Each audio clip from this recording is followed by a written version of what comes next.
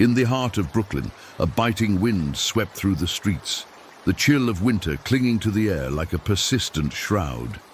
Daniel Carter, a man defined by his success and ruthlessness, stepped out of his sleek black SUV, his tailored coat flapping slightly as he moved against the gusts. The old brownstone loomed before him, its time-worn facade a stark contrast to the modern skyline encroaching in the distance.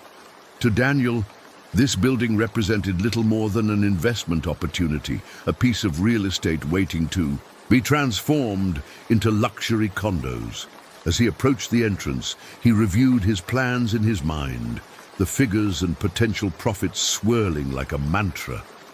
"Just another eviction," he muttered under his breath, a bitter smirk tugging at the corners of his lips. He had done this countless times before, displacing tenants, negotiating buyouts, and bulldozing memories for the sake of progress. To him, Mrs. Eleanor Whitmore was merely collateral damage in his relentless pursuit of wealth. Inside, the air was warmer but heavy, with the scent of aged wood and old books. Daniel stepped into the dimly lit hallway, his polished shoes echoing against the hardwood floor. The decor was a time capsule of another era, with antique furniture and fading photographs lining the walls. It felt like stepping into a memory, yet he dismissed any sentimental thoughts as he approached the door of Mrs. Whitmore's apartment. "Time to wrap this up," he said, lifting his hand to knock. The sound reverberated through the quiet space, and moments later the door creaked open. "Mr. Carter," Mrs. Whitmore greeted him, her voice soft but firm. At 84, she carried herself with a grace that belied her age, her silver hair tied neatly into a bun.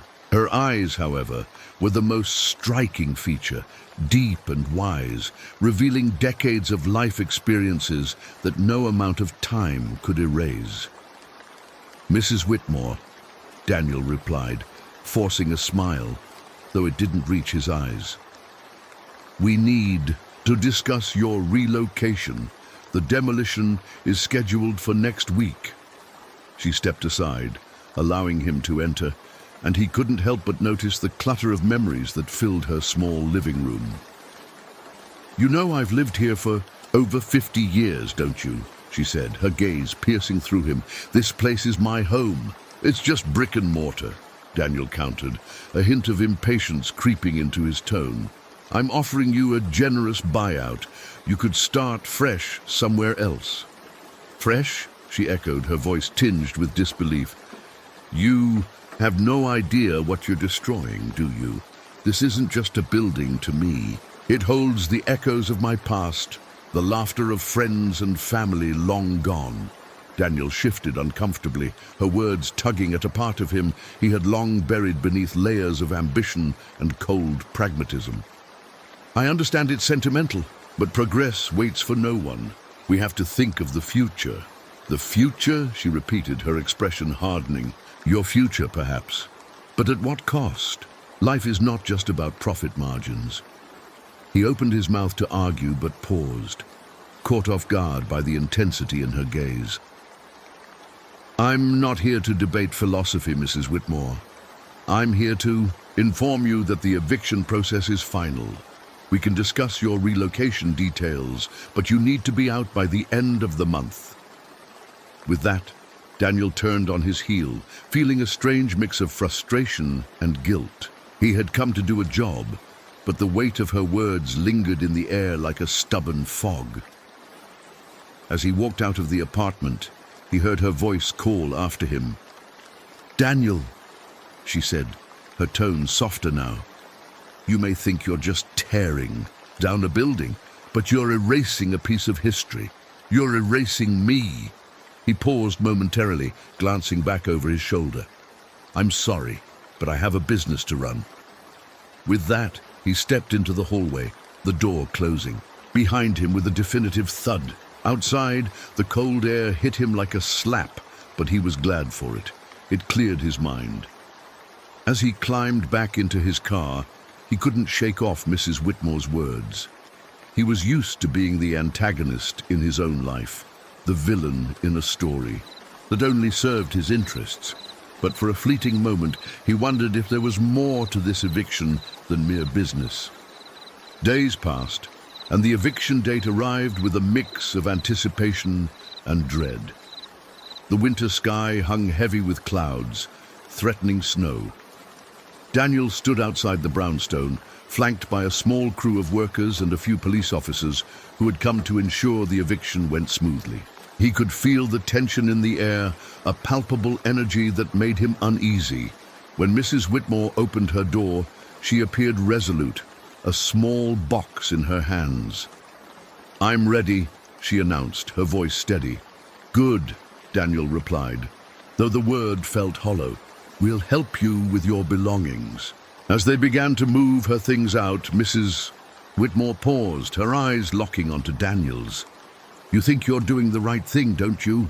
she asked, her gaze unwavering. "But history will remember your name, Daniel. Not as a builder, but as a destroyer." "Enough. With the theatrics, Mrs. Whitmore," he snapped, the irritation bubbling to the surface. "You're making this harder than it needs to be." "Harder for you, you mean?" she countered, a faint smile playing on her lips, though it didn't. "Reach her eyes. You have no idea what you're about to lose." He rolled his eyes, dismissing her words, but as the last of her belongings were loaded into the moving truck, he felt an inexplicable weight pressing down on him. The finality of the moment lingered in the air like a bell tolling. Once the truck pulled away, Daniel stepped back into the brownstone. It felt different now, emptier, as if its soul had been stripped away. As he surveyed the space, something caught his eye. A small box tucked away in the corner of a closet. Curiosity piqued, he knelt down and pulled it out. Inside, he found a collection of old letters and photographs, their edges worn and yellowed with age. One particular photo stood out, a young version of Mrs. Whitmore laughing, arms thrown wide, with a man who bore an uncanny resemblance to Daniel himself. He felt a chill run down his spine as he studied the image, his heart racing. "Who are you?" he whispered to the photograph, a sense of foreboding creeping in. He'd stumbled upon a connection that felt too close for comfort, yet he couldn't place it. Was it merely a coincidence, or was there something deeper at play? For the first time, Daniel felt a crack in the armor he had built around himself. The weight of his actions began to settle heavily on his shoulders. The eviction had been about business, yes, but now it felt like something more, a reckoning that was just beginning to unfold. As he sat on the floor of the empty apartment, surrounded by remnants of a life he had just dismantled, he couldn't shake the feeling that he was on the brink of uncovering a truth that would change everything. Daniel Carter awoke from yet another restless night, drenched in sweat and tangled in his sheets. The dreams had become more vivid, tormenting him with a haunting sense of déjà vu. Each night, he was transported back to a New York City he had only read about in history books, a city shadowed by war, filled with fear and uncertainty. In these dreams, he was a soldier, bearing his grandfather's resemblance, marching through the streets in uniform, haunted by whispers of betrayal. He could almost hear the distant echoes of sirens, punctuating the silence of the night. Sitting up, he rubbed his eyes, trying to shake off the remnants of sleep. The photo of Mrs. Whitmore, the elderly woman he had evicted just days earlier, flickered through his mind, a connection that felt far too deep for mere coincidence. He had brushed it off initially, attributing it to the bizarre nature of the world, but now the resemblance gnawed at him like a relentless itch he couldn't scratch. "Damn it!" he muttered under his breath, pushing his hair back in frustration. He needed answers, and he needed them fast. He grabbed his phone, his fingers hovering over the screen as he contemplated his next move. A historian, a man who specialized in World War II and its lingering effects, had been recommended to him. Perhaps he could shed some light on the photograph that had turned his life upside down. The historian's office was tucked away in a quiet corner of Manhattan, a stark contrast to the bustling streets outside. Daniel entered, greeted by the scent of old books and the faint sound of jazz playing softly in the background. The walls were lined with framed documents and photographs, remnants of a past that seemed to whisper secrets to anyone willing to listen. "Mr. Carter, I presume," the historian, a stout man with thick glasses and a calm demeanor, said as he extended his hand. "I'm Dr. Benjamin Cole. What brings you here?"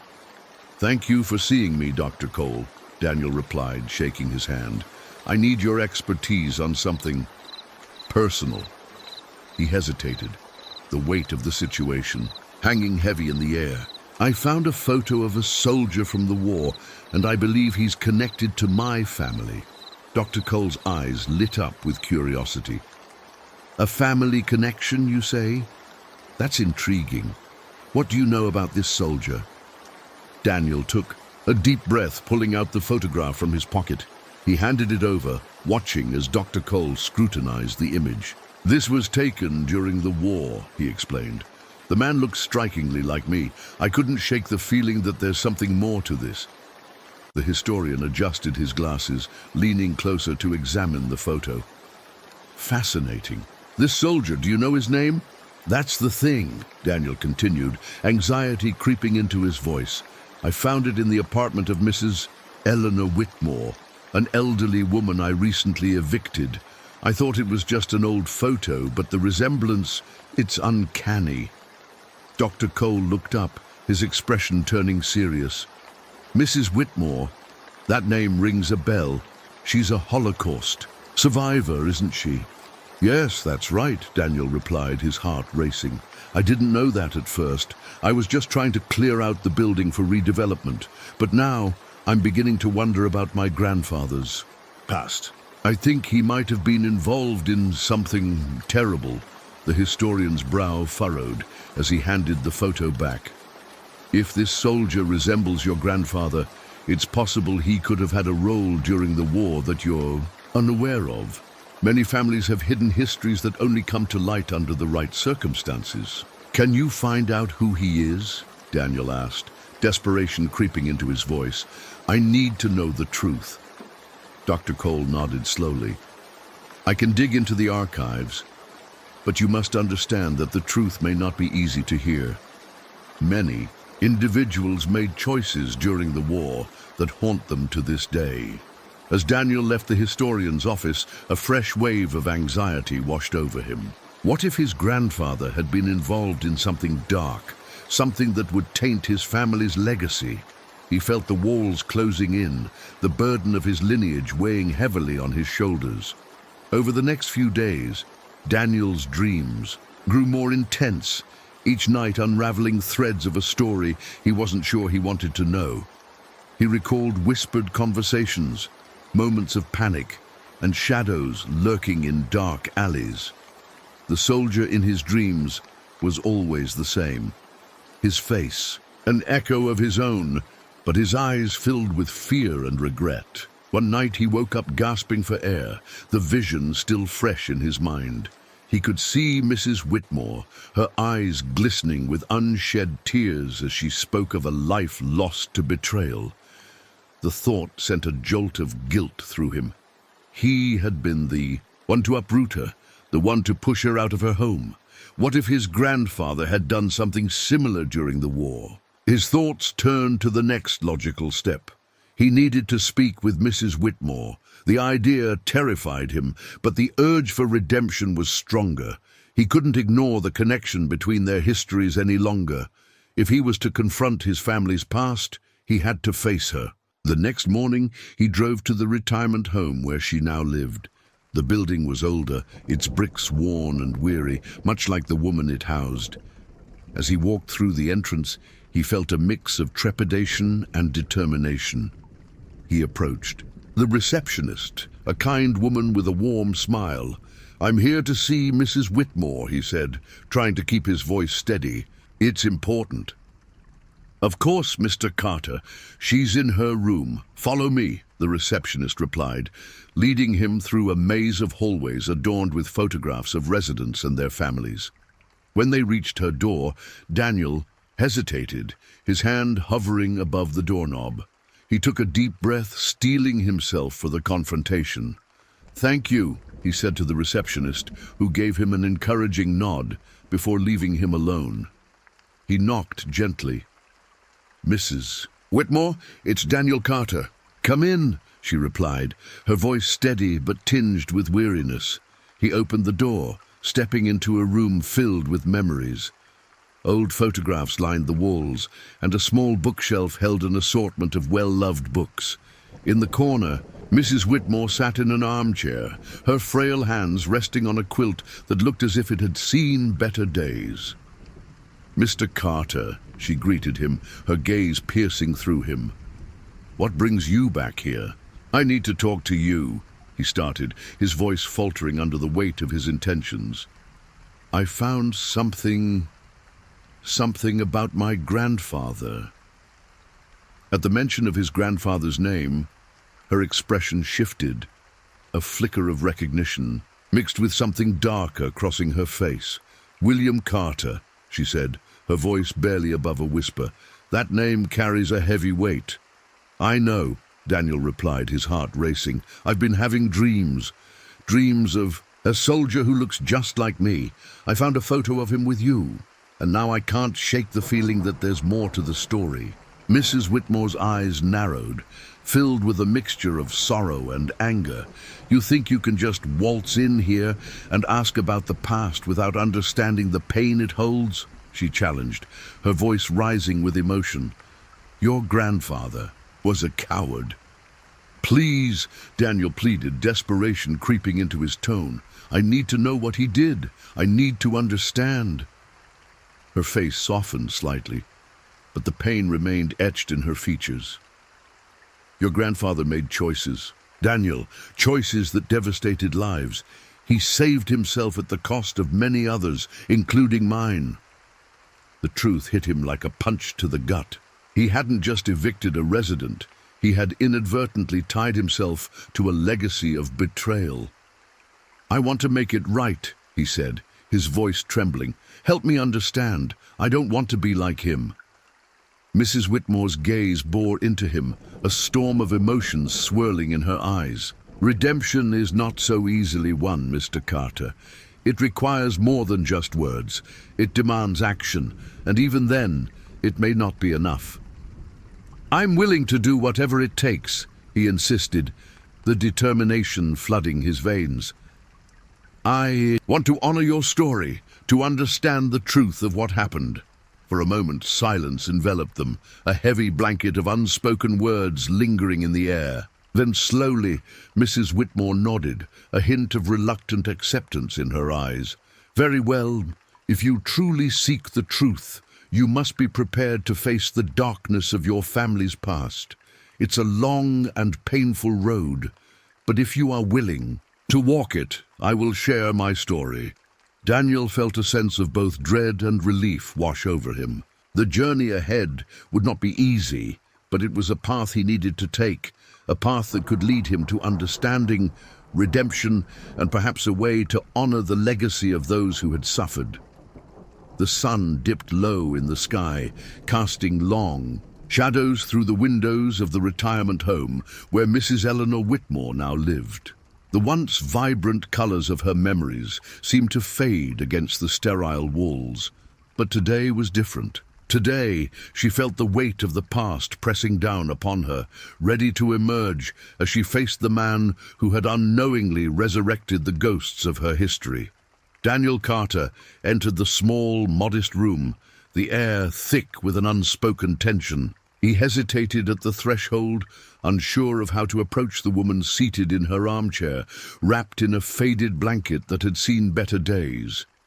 Mrs. Whitmore looked up, her eyes sharp and penetrating, as if she could see not just him, but the darker legacy he carried. "Mr. Carter," she began, her voice steady yet laced with an undercurrent of bitterness, "have you come to gloat, or do you genuinely seek answers?" Daniel swallowed hard, the weight of his grandfather's actions pressing heavily on his conscience. "I'm here to listen, Mrs. Whitmore. I want to understand." She regarded him for a moment, her expression inscrutable. "Understanding comes with a heavy price. Are you prepared to pay it?" "I'm willing to do whatever it takes," he replied, his voice more resolute than he felt. "Please tell me your story." Mrs. Whitmore sighed, the sound heavy with years of unaddressed pain. "Very well, but know this, Daniel, the truth is often a bitter pill to swallow." She paused, her gaze drifting to the window, as if searching for the past among the clouds gathering in the sky. "It was 1944, she began, her voice gaining strength as the memories flowed. "I was a young girl in Paris, in love with a man named Henri. We dreamed of a future together, oblivious to the horrors unfolding around us. But then the Nazis came. They rounded us up like cattle, and in the chaos, I was separated from him." Daniel felt a chill run down his spine. "What happened next?" he urged gently. "William Carter," she said, her voice dropping to a whisper, "was a soldier who had been stationed in Paris. He was charming, handsome, and full of promises. But those promises were empty. When the authorities began to close in, he made a choice to save himself." Her eyes locked onto his, fierce and unforgiving. "He turned me over to the FBI in exchange for his own safety." Daniel's heart raced as he processed her words. "My grandfather, he betrayed you?" The realization hit him like a punch to the gut, and he struggled to reconcile the image of the man in the photograph with the despicable act she described. "Yes," she confirmed, her voice unwavering. "He assured them I was a threat, a dangerous Jew, to gain favor. I was taken away, sent to a camp where I lost everything. My family, my identity, my love." Her voice cracked, revealing the cracks in her stoic facade. "For years I lived with the knowledge that the man I had trusted had betrayed me. I survived, but the scars of that betrayal run deep." Daniel felt the weight of his family's legacy crashing down upon him. "I had no idea," he said, his voice barely above a whisper. "I thought he was a hero, a man who fought for what was right." "Hero?" she scoffed, a bitter edge creeping into her tone. "Heroes don't sacrifice others for their own survival. They fight for those who cannot fight for themselves. Your grandfather was a coward." He could feel the heat rising in his cheeks, a mix of anger and guilt swirling within him. "I'm not him. I don't believe in what he did. I want to make things right." Mrs. Whitmore studied his face, searching for sincerity. "And how do you plan to do that? By offering me money? Donations to charities? Those actions won't erase the past, Daniel. They won't bring back what was taken from me. I want to help you truly," he implored, leaning forward, desperation creeping into his voice. "If there's anything I can do to honor your story, to make amends for what he did—" "Amends?" she interrupted, her voice rising with indignation. "You think you can buy forgiveness? You think your money can wash away the blood on your grandfather's hands?" "No," he said, shaking his head. "I don't want to buy forgiveness. I want to understand. I want to share your story with the world so that people know what happened, so that your pain isn't forgotten." For a moment, silence hung. In the air, thick and suffocating. Mrs. Whitmore's expression softened, if only slightly, as she considered his words. "You want to share my story?" she asked, her tone cautious. "And what makes you think anyone will care?" "You're a man of privilege, Daniel. Why should they listen to you?" "Because I want to change," he said, his voice cracking with emotion. "I want to break free from the legacy of betrayal. I want to be someone who stands against injustice, not for it." A flicker of something, hope perhaps, crossed her features, but it was quickly overshadowed by skepticism. "Words are easy, Daniel. It's actions that define us. If you truly wish to help, then prove it. Show me that you're willing to fight for the truth." "I will," he promised, determination burning bright within him. "I'll do whatever it takes to ensure your story is heard." Mrs. Whitmore studied him for what felt like an eternity before nodding slowly, her expression softening just a fraction. Very well, but remember, Daniel, the path to redemption is fraught with challenges. You must be prepared to face the consequences of your grandfather's actions, not just your own. I understand, he replied, a newfound resolve coursing through him. I'll take that on. I owe it to you, and to the memory of those who suffered. As they sat in the dim light of the room, an unspoken understanding began to form. Between them, fragile yet significant. For the first time, Daniel felt a glimmer of hope that he could forge a new path, one that honored the legacy of those who had been wronged, rather than perpetuating the cycle of betrayal that had haunted his family for generations. But as the shadows lengthened outside, Mrs. Whitmore's eyes darkened, a reminder that the journey ahead would not be easy. Just remember, Daniel, she warned, her voice low and steady. The truth can be a harsh companion. Are you prepared to carry it with you, no matter the cost? Yes, he affirmed, the weight of her words sinking deep into his soul. I won't turn away from it again. With that promise hanging in the air, they began to carve out a path forward, one rooted in the harsh realities of the past, but seeking the light of redemption in the future.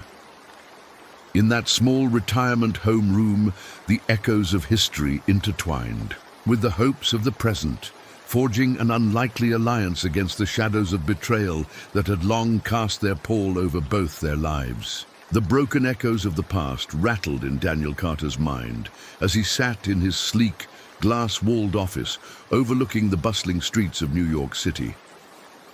The skyscrapers rose like sentinels around him, but despite the wealth and success they represented, he felt an emptiness gnawing at his core. His recent actions, donating to Holocaust charities, arranging for Mrs. Eleanor Whitmore to live comfortably in a retirement home, had been driven by guilt and a desperate need for redemption.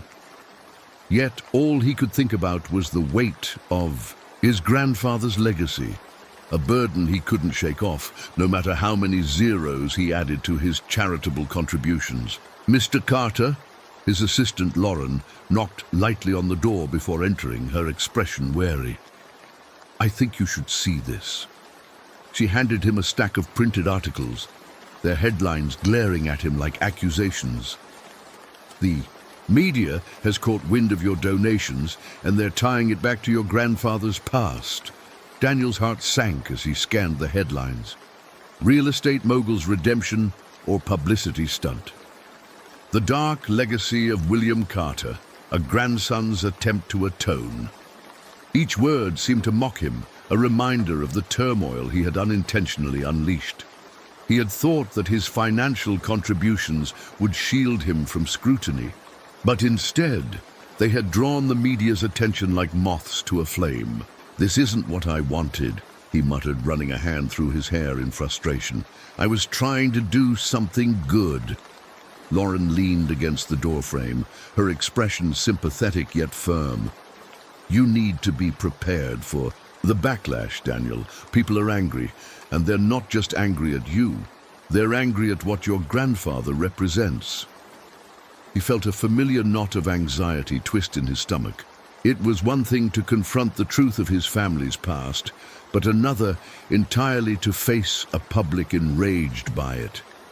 Daniel's phone buzzed on the desk, and he glanced at the screen. It was a message from Mrs. Whitmore, sent from the retirement home where she now lived. I heard about the protests. You must be careful. This city is unforgiving. Her words hung heavily in the air as he contemplated the consequences of his actions. He had wanted to honor her story, to make amends for the sins of the past, but now it felt like a double-edged sword. He resolved to visit her, hoping to find some clarity amidst the chaos that surrounded him. Later that afternoon, the familiar scent of old books and polished wood greeted him as he entered the retirement home's lobby. The walls were lined with photographs of residents throughout the decades, and he spotted Mrs. Whitmore's framed picture, a vibrant young woman smiling amidst a group of children, her spirit seemingly unbroken by her past. "Daniel!" she exclaimed as he entered her room, her voice a mix of surprise and warmth. She was seated by the window, sunlight streaming in and illuminating the silver strands of her hair. "What brings you here today?"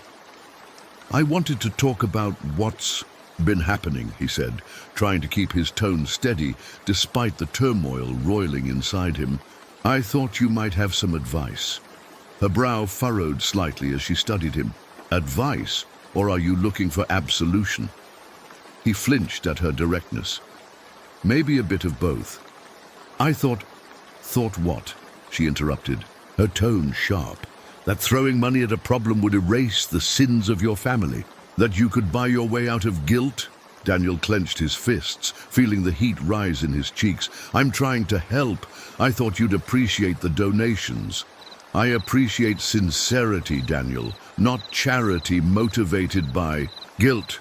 Her gaze softened slightly, but the steel in her voice remained. "You're a man caught between your grandfather's legacy and your desire to do right, but you cannot erase the past with donations. You must confront it." "What do you want me to do?" he asked, desperation creeping into his voice. "I can't change what he did. I can't bring back the people he hurt." "No, you can't," she agreed, her eyes locking onto his. "But you can choose how you respond to it. You can decide to honor the truth, not just your family's version of it." Daniel's thoughts raced as he absorbed her words. He had spent his life crafting a narrative of success, of power and control, but now he understood that true redemption required facing uncomfortable truths. "What if I admit to my grandfather's actions? What if I tell the world what he did?" Mrs. Whitmore nodded, her expression contemplative. "That is a start, but it must come from a place of understanding, not just a desire to clear your name. The world deserves to know the truth, and so do you." As they spoke, the shadows of the past began to take shape in Daniel's mind. The faces of those who had suffered, the stories buried beneath layers of shame and betrayal. He felt a swell of determination rising within him, a desire to transform the narrative rather than hide from it. The next morning, the media storm intensified. Protesters gathered outside his office, signs held high with slogans like "Carters," "Corruption," and "No forgiveness for betrayers." Daniel stood at the window, watching the chaos unfold below, a mix of fear and resolve coursing through him. The cacophony of voices reached him even from this distance, challenging him, demanding accountability. "I can't just sit here," he said to Lauren, who had been monitoring the situation. "I need to address them." "Are you sure that's wise?" she replied, concern etched on her face. "They're furious, and you'll only provoke them further." "I don't care," he insisted, his jaw set. "They deserve to hear my side. I need to acknowledge my grandfather's actions and take responsibility for the legacy I inherited." With a firm nod, he turned away from the window and made his way downstairs, his heart pounding in his chest. The crowd swelled in anticipation. As he stepped outside, the cool air hitting his face like a splash of cold water, he approached the makeshift podium, the noise of the crowd quieting to a tense murmur. "Listen," he began, raising his hands to calm the crowd. "I know why. You're here and I understand your anger. You have every right to be furious, not just at me, but at my grandfather, William Carter." Gasps rippled through the crowd, and he pressed on. "I've learned things about my family's past that haunt me. My grandfather was not the hero I thought he was. He betrayed people, innocent people, who trusted him. I can't change what he did, but I can choose to confront it." A murmur of disbelief swept through the crowd, but Daniel continued, feeling the weight of their scrutiny.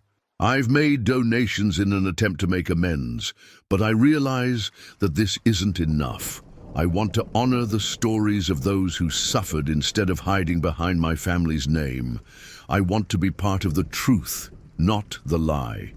As he spoke, he felt the tension shift slightly, the anger mingling with something else, curiosity perhaps.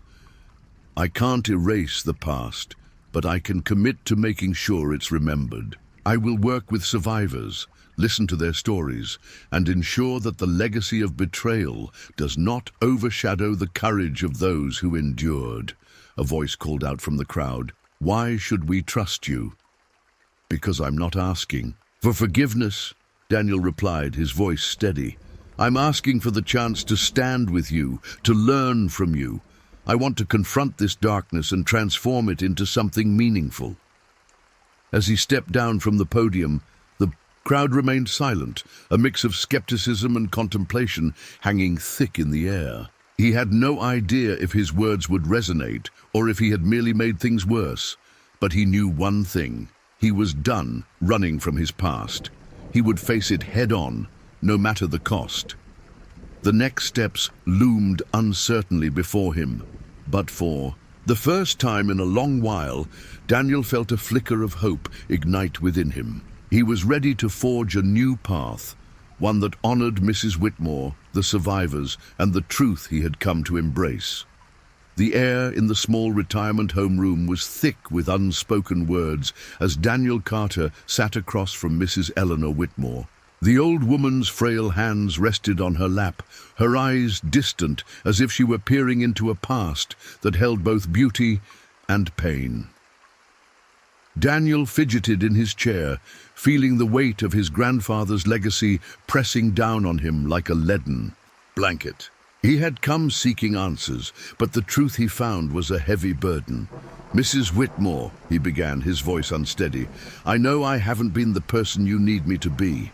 I've only made things worse, but I want to understand. I need to hear your story." Eleanor's gaze shifted to him, her expression a mixture of skepticism and guardedness. "You're not the first man to sit in that chair and ask for my story, Mr. Carter. What makes you different?" "I'm not here to exploit you or your past," he replied earnestly, leaning forward. "I'm trying to break free from my grandfather's shadow. I want to understand how his actions affected you and many others like you." She studied him for a moment, searching his eyes for sincerity. Finally, she sighed and nodded, the years etched in her face deepening as she prepared to relive her past. "Very well, but be warned. It's not a tale of heroes." As Eleanor began to speak, her voice trembled with emotion. "I was born in Poland," she said slowly, "in a small town where everyone knew each other. My childhood was filled with laughter, and I fell in love for the first time when I was just 16. His name was David, a kind-hearted boy with dreams that extended beyond our small world." Daniel listened, captivated. He could almost see the vibrant world Eleanor described.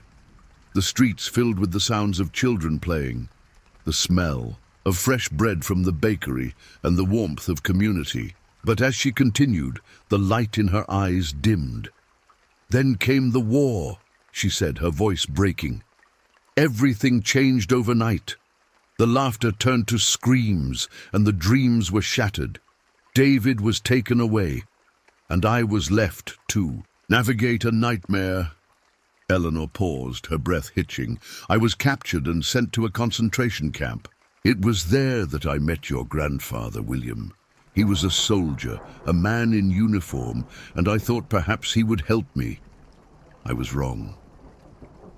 Daniel's heart raced as he listened. The man he had admired, the legacy he thought he could reclaim, was painted in a different light. "What did he do?" he asked, barely above a whisper. "He turned me in," she replied, her voice low and filled with bitterness. "He chose his safety over my life. I was sent to another camp, and by some miracle I survived. But the scars, they never fade." Daniel felt as if the floor had dropped from beneath him. He had come seeking redemption, but instead, he was confronted with the ugly truth of his family's history. "I'm so sorry," he said, tears pricking at the corners of his eyes. "I can't believe he would do something so terrible." Eleanor's gaze softened slightly. "You are not responsible for his actions, Daniel, but it is your choice to change the narrative. You have an opportunity to honor those who suffered, to bring their stories to light." He took a deep breath, the weight of her words settling over him like a cloak of responsibility. "I want to help," he declared, determination rising within him. "I want to create a space where stories like yours can be told, where the truth can be honored." Eleanor looked at him, a hint of hope flickering in her eyes. "Words have power, Daniel. They can heal, but they can also hurt. You must tread carefully." "I understand," he replied earnestly. "I want to make amends, not just for my grandfather's sins, but for the lives that were affected by them. I want to create an exhibition that showcases your story and others like yours." "That is a noble endeavor," Eleanor said, her voice steadying. "But it will not be easy. Many will resist. There are those who prefer to bury the past." "I'm willing to face that," Daniel said with conviction. "I've already lost everything because of my grandfather's legacy. I refuse to let that define who I am." Eleanor nodded slowly, her expression contemplative. "Then let us begin. But remember, Daniel, this is not just about you. It's about honoring the memory of those who suffered and creating a future where such betrayal cannot happen again." As they spoke, a bond began to form between them, forged not from shared blood, but from a shared commitment to truth. Daniel felt a sense of purpose awakening within him, a fire igniting that he had never known before. He realized that this journey would not only be a way to honor Eleanor's past, but also a path toward his own redemption. Days turned into weeks as Daniel worked tirelessly to organize the exhibition. He researched, met with historians, and connected with other survivors, each conversation deepening his understanding of the pain and resilience present in their stories. Every anecdote was a thread woven into the fabric of history, and he felt honored to be the one to help bring it to light. Yet the shadows of his grandfather's past loomed large, and the media didn't take long to catch wind of his endeavors. As articles began to emerge, Daniel found himself facing backlash from those who saw him not as a champion of truth, but as a man trying to escape the sins of his ancestor. "Daniel, you need to be careful," a friend warned him over coffee. One afternoon, "People are angry. They see you as a traitor to your family name." "I understand their anger," he replied, his voice edged with frustration. "But I can't let that stop me. This is bigger than me. Just don't forget what you're up against," his friend cautioned. "Not everyone will welcome this change." But Daniel was resolute. He believed that the truth, no matter how painful, was worth fighting for. As the exhibition date drew nearer, he could feel the weight of anticipation and dread coiling in his stomach.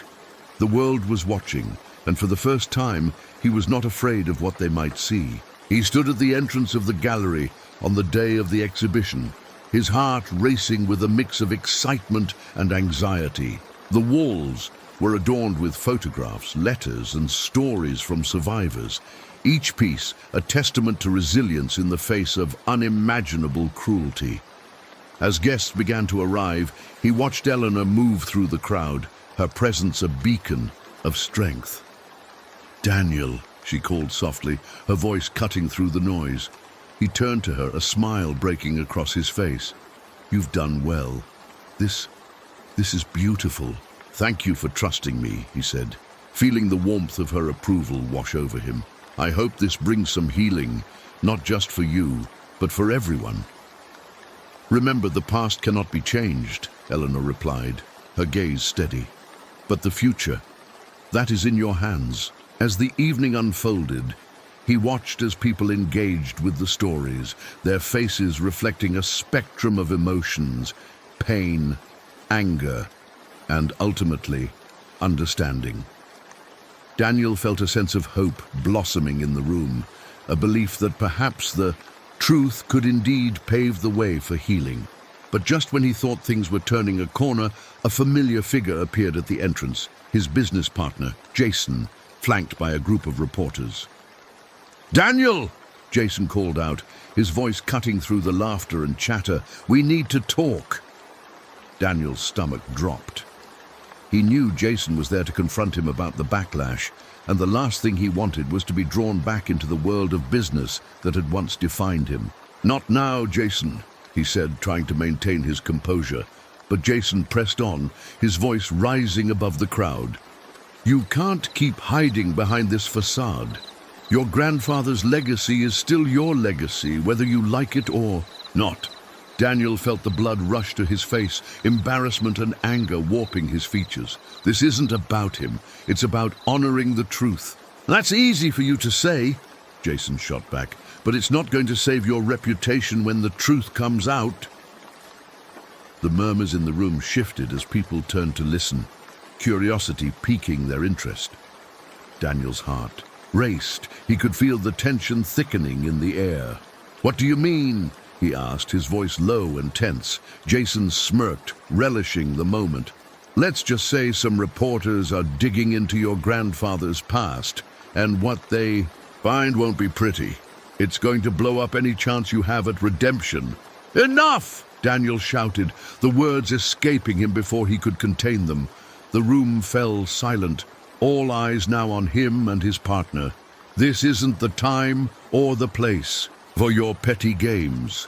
Eleanor stepped forward, her presence commanding. "This is not about your business, young man. This is about lives that were lost and stories that need to be told. You may think you can control the narrative, but the truth will always find a way to emerge."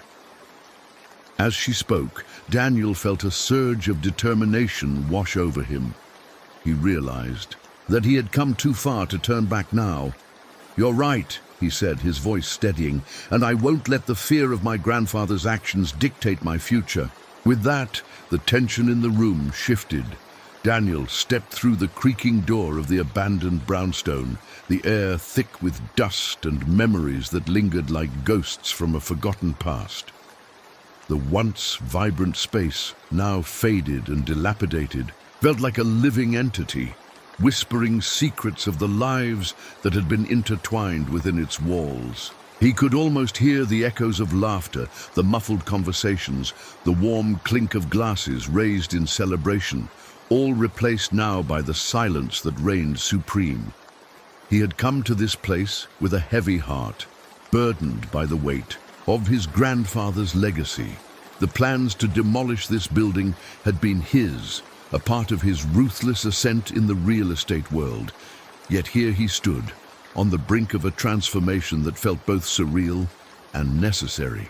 The brownstone, once a mere asset in his portfolio, had become a symbol of his failures, his greed, and the pain of an elderly woman who had endured so much. "Daniel!" A voice broke through his reverie, startling him. It was Sarah, his assistant, her eyes wide with concern. "Are you sure about this?"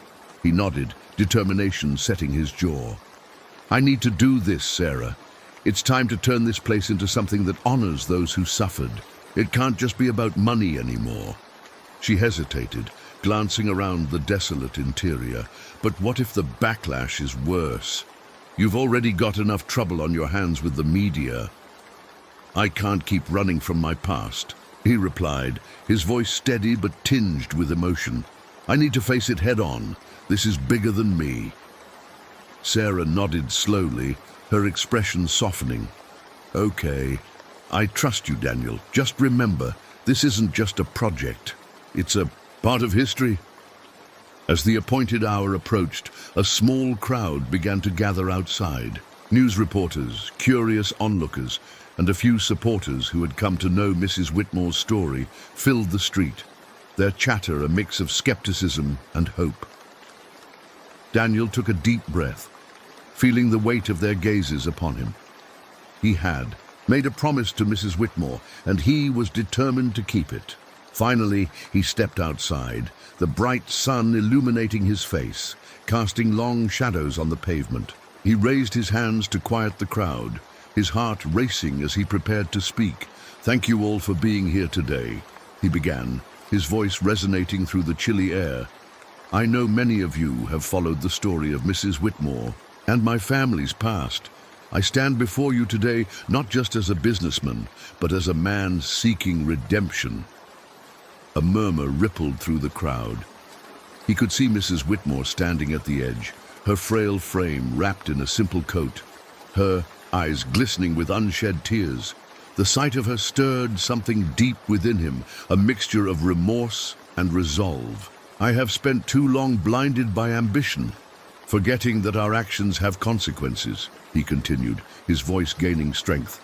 Today, we will transform this brownstone into a memorial dedicated to Holocaust survivors, a place where their stories can be told, remembered, and honored. As he gestured towards the building, the crowd erupted in applause, though Daniel could sense the skepticism lingering in the air. He was aware that many still viewed him as the villain in this story, and rightly so. But he hoped that today would mark the beginning of a new chapter, not just for him, but for all those whose lives had been impacted by his grandfather's betrayal. The unveiling ceremony was modest, yet poignant.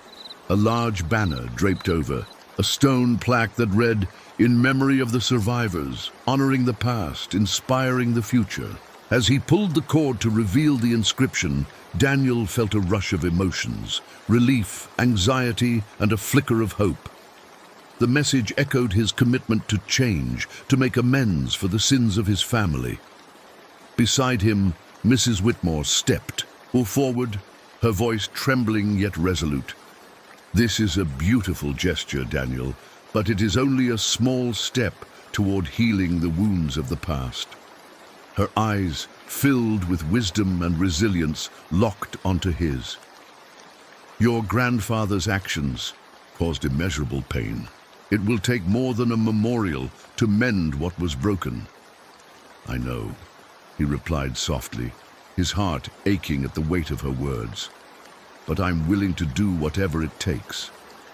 I want to learn from you, to understand the depth of your experiences."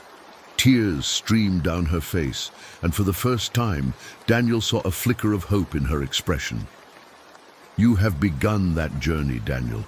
Just remember, the road to redemption is long, and the past cannot be erased." As the crowd began to disperse, Daniel felt a sense of accomplishment, yet the shadows of his grandfather's past loomed large. He knew that this gesture would not erase the pain nor absolve him of his family's history. The whispers of betrayal still echoed in his mind, reminding him that the truth was far more complicated. Later that evening, Daniel returned to his office, his mind racing with thoughts. He had expected the memorial to bring closure, but instead it had opened a floodgate of questions. In the days that followed, he found himself drawn to the archives, sifting through records and documents related to his grandfather's life. What he uncovered shocked him to the core. William Carter had been involved in numerous betrayals, not just Mrs. Whitmore's. "Daniel!" Sarah entered his office, her face pale. "You need to see this." He looked up, startled. "What is it?" "The media has caught wind of some of your grandfather's other actions during the war. They're launching an investigation, and it's not looking good." "Investigation?" His heart sank. "What do you mean?" "There are reports of other people he betrayed, families torn apart, lives destroyed. They're linking it back to you."